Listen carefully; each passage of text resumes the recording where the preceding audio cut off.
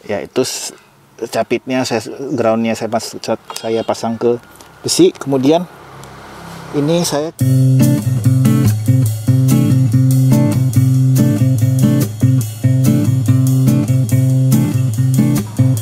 Assalamualaikum warahmatullahi wabarakatuh. Halo Indonesia, apa kabarnya? Ketemu lagi bersama saya Lucky di channel 199 cm Review. Jadi di video kali ini saya ingin menambal salah satu kekurangan dari Toyota Veloz. Seperti yang kita ketahui ya, kalau Toyota Veloz sendiri tuh fiturnya tuh udah sangat lengkap banget. Ada kamera 360, TSS, udah pernah saya sebut di video sebelumnya ya. Cuman meskipun udah bisa dibilang kamera itu ada berapa? Ada 6 ya. Ada kamera 360 yang berarti ada satu depan, satu belakang, dan kanan kiri, sama ada 2 kamera buat TSS-nya. Cuman sayangnya itu belum dilengkapi oleh DVR alias recorder. Jadi kamera ini cuma bisa menampilkan image saja, tapi khusus untuk TSS sendiri sebenarnya kalau menurut dari buku manual itu TSS ini sebenarnya merekam video, tapi cuma ketika kondisi tertentu. Misalnya dia mau tabrakan. Nah, dia tuh katanya itu kayak semacam black box ya, dia ngerekam beberapa detik sebelum sudah kejadian. Cuman kita sebagai pemilik nggak bisa mengaksesnya. Yang bisa mengakses itu cuma Toyota. Ya benar-benar kayak black box lah. Black box juga sedikit nggak bisa diakses sama orang sembarangan ya. Itu benar-benar harus teknisi dari maskapainya sendiri. Bukan maskapainya, pembuat pesawatnya. Dan juga sesuai dengan pengalaman gue sebelumnya, kan gue bilang gue beli mobil ini karena nggak bisa mobil gue yang tabrakan ya, tabrakan beruntun. Gue tuh ngerasa bahwa dashcam itu sangat penting. Kenapa? Karena kalau kita kecelakaan, apalagi tabrakan beruntun ya, yang disalahin tuh pasti yang paling belakang, yang nabrak. Itu udah di aturan lalu lintasnya. Cuman kalau kondisi tabrakan beruntun kan sebenarnya tidak purely salah kita kan, karena ketika kita oke lah, mungkin jarak kita memang tidak terlalu jauh, tidak terlalu ideal. Cuma ketika yang salah itu sebenarnya di depan kita, yang tiba-tiba berhenti nabrak, kita kan sebenarnya itu tidak memiliki waktu untuk bereaksi atau bermanuver.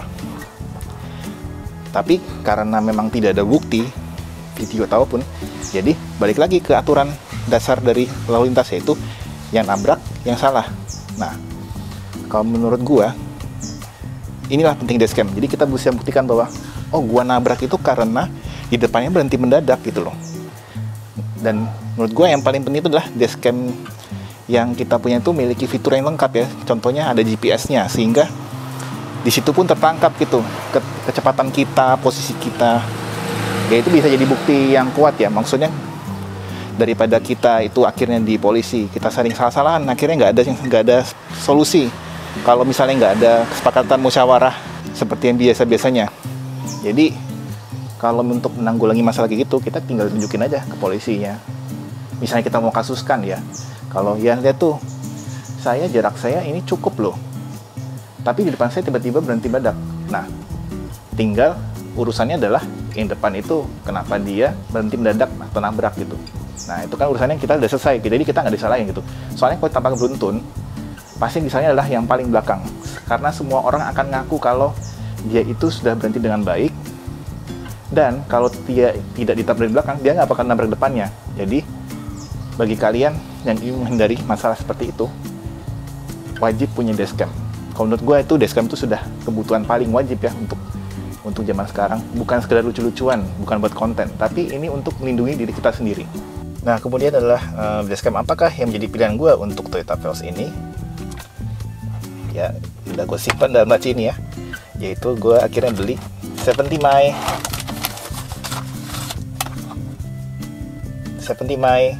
my Dashcam Pro Plus rear cam set. Jadi ini satu setnya udah termasuk depan belakang ya, ngerekamnya ya. Kalau depan belakang ini menurut gue belakang juga ya sebenarnya nggak terlalu penting-penting amat ya, karena kita kan melindungi diri kita tuh adalah ketika kita nabrak orang, kita ada bukti bahwa kita nabrak itu bukan karena klien kita, karena emang misalnya kita tiba-tiba ada orang motong terus dia langsung ngerem mendadak terus kita nabrak, ya itu kan salah orang yang motong, kayak gitu loh contohnya. Tapi kalau misalnya kita nggak ada bukti, pasti yang dari di depan yang motong itu bilang akunya enggak kok, saya nggak motong kok, saya di depan santai-santai aja. Begitulah, pasti kayak gitu dah, selesai deh. Kalau udah kayak gitu pasti kalian udah rugi nabrak orang gara-gara kelalaian orang lain, kalian juga harus ganti gitu loh. Kesel nggak sih kalau gitu? Nah, gue beli ini kenapa? Karena ya pertama-tama simple banget ya. Gue searching di Tokopedia, dashcam yang pertama keluar tuh, bukan pertama keluar, di halaman pertama itu searchnya itu semua itu 70 mai. Dan gue ngeliat bintangnya juga lumayan bagus ya. Ya mungkin cukup reliable lah ya. Kedua juga kayaknya kalau merek lain yang lebih terkenal kayak Blackvue gitu, itu harganya kurang masuk budget ya. Maksudnya kayaknya udah nggak masuk akal lah. Kan kita butuhnya juga cuma buat itu kan, buat kalau keadaan darurat yang penting ada gitu. Yang penting ada gambarnya cukup jelas, reliable. Nah, ini kalau misalnya beli yang pakai tinggi ini doang, ini kan 2,7K Ultra HD video.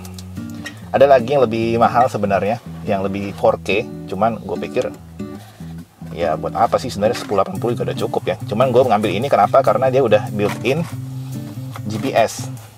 Sedangkan di versi lebih rendahnya lagi A400 itu belum built-in GPS. Jadi ya ini adalah dashcam dengan fitur paling lengkap dengan harga yang cukup murah lah, terjangkau. Kalau 4K nggak butuh, buat apa 4K? Ini dia kamera belakangnya, ini kamera depannya sama recordernya. Ini gue juga udah kayak beli micro SD nya ya, gue pasang 128 GB. Sebenarnya 6 watt juga cukup sih, soalnya kan kita ya butuhnya sebenarnya cuma rekamnya, nggak butuh terus-terusan full semuanya kita mau rekam kan. Dapat kabel ini buat ngelem, taruh tempel di sini. Gue masih kemarin pengen masang cuma nggak sempet ya, karena pertama-tama garis rumah gue sempit. Jadi gue tuh kalau pintunya nggak bisa buka, karena kan setelah kemarin kan di video sebelumnya gue bilang ini screennya ada di belakang dari glove box ini. Nah, mobil gue tuh mepet tembok parkirnya, jadi kalau diparkir nggak bisa gue pasang gitu. Terus gue juga beli ini namanya itu hardware kit. Jadi hardware kit ini fungsinya adalah biar dashcamnya ini tetap bisa berfungsi ketika diparkir kondisi mobil mati. Jadi dia kalau pakai ini ya, hardware kit, dia itu ketika mobil itu ngerasa guncangan gitu loh, ya misalnya kita amit-amit lagi parkir disenggol orang, ditabrak orang, nah dia langsung dashcamnya langsung otomatis hidup, langsung ngerekam semuanya, kejadian depan belakang gitu, kayak gitu. Dan juga dengan masang hardware kit ini kita juga bisa dibilang membebaskan slot USB yang ini ya. Soalnya kalau misalnya kita nggak pakai hardware kit, kita colok pakai kabel USB yang sebenarnya dikasih juga sih sama 70 mai nya yang colokan lighternya itu. Cuman ya kalau misalnya pakai kabel bawaan ini langsung colok ke dalam, ya di sini banyak sih sebenarnya, ada nggak perlu pakai lighter lagi. Di sini ada 21, di tengah juga ada juga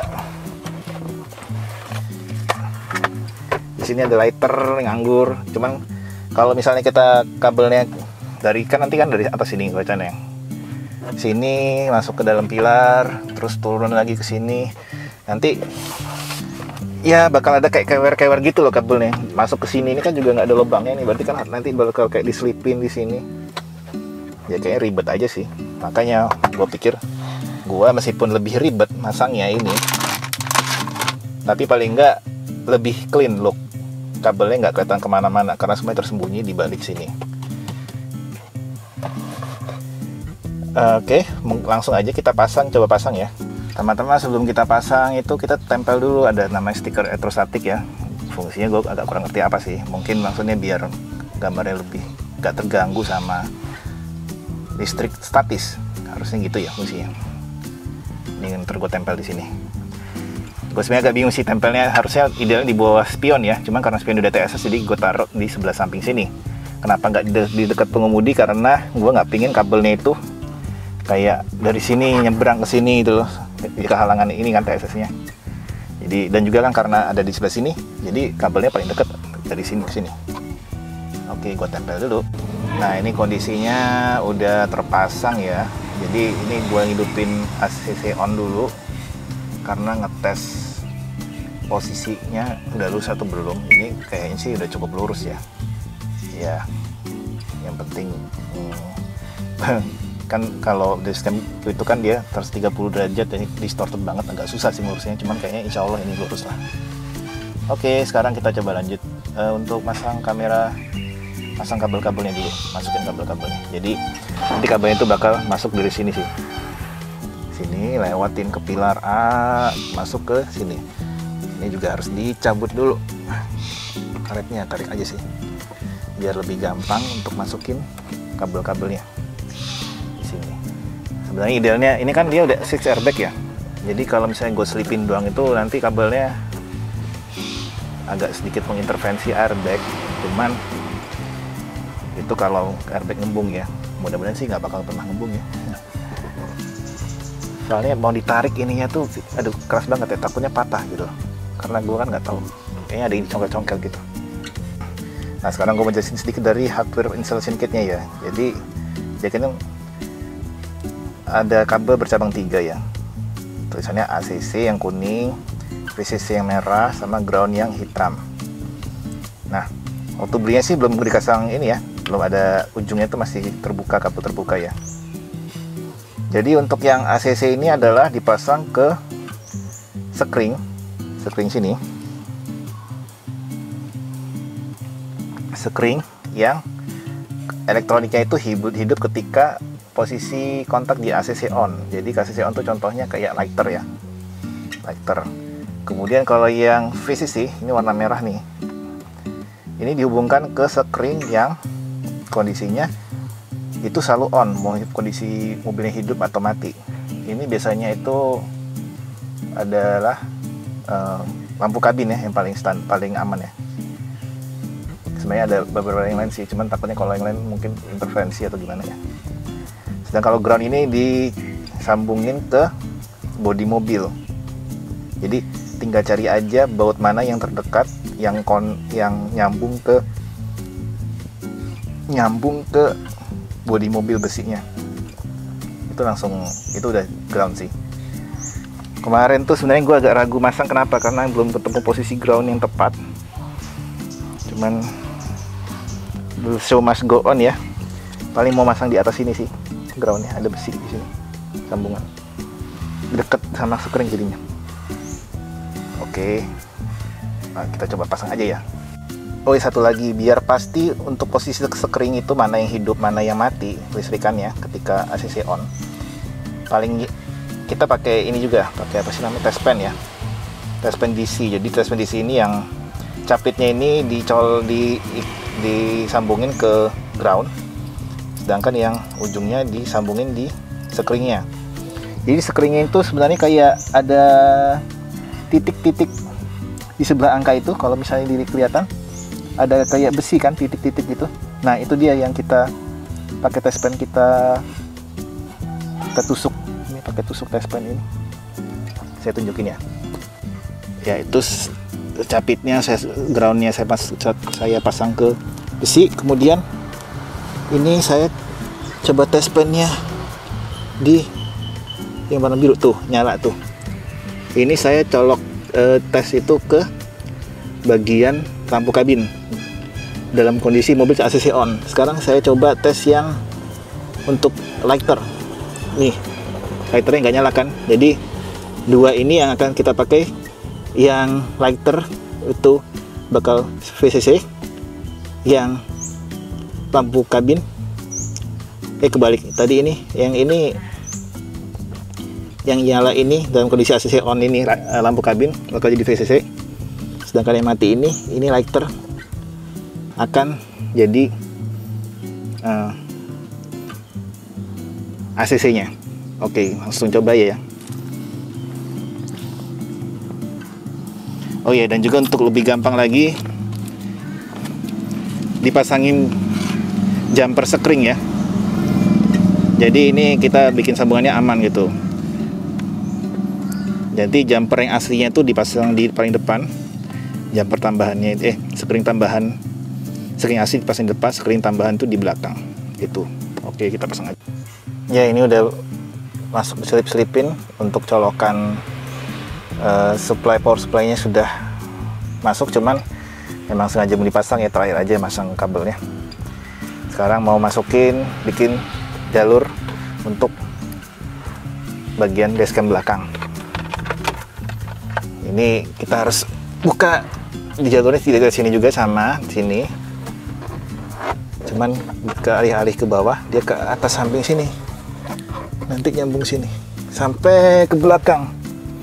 Oke, kita pasang kabel untuk dashcam belakang ya. Ini nggak kerekam kamera ya, cuman masang kabel ke kamera belakang itu penuh perjuangan, karena pas di pilar, dari pilar C ke D itu nggak tahu kenapa rapet banget, susah banget masukin kabelnya. Tadi butuh berapa menit ya? Ya lumayan lama dah pokoknya, perjuangan. Dan juga kayak nggak ada itunya, nggak ada tempat yang pas gitu, jadi kabelnya nggak juntai ya. Itu udah serapat mungkin sih. Jadi pas posisi ngebuka itu kabelnya ketat banget, nggak bisa lebih rapih dari itu lagi. Dan juga tadi gue juga udah pasang kabel-kabelnya dan dashcamnya berfungsi. Oke, tinggal dirapin aja. Oke, akhirnya selesai juga. Jadi karena kabelnya masih panjang, gue ikat biar nggak goyang-goyang. Tadi juga udah dites ya, parking surveillance-nya udah hidup, berarti udah normal semua. Berarti ya mudah-mudahan nggak ada kendala sih. Kayaknya instalasinya normal dan bekerja. Oke, sekarang saatnya masang lagi glove box-nya. Selesai juga ya guys. Ini sebenarnya masangnya susah-susah gampang ya. Jadi dibilang susah nggak juga. Cuman dibilang gampang pas PR yang paling utama tuh pas ngelipin kabelnya sih. Itu tergantung mobilnya. Tapi yang ini pas di bagian sini agak susah. Dia rapet banget yang di sini. Dorongnya agak susah untuk Toyota Veloz. Oke, demikian video pemasangan dashcam di Toyota Veloz. Terima kasih sudah menonton. Assalamualaikum warahmatullahi wabarakatuh.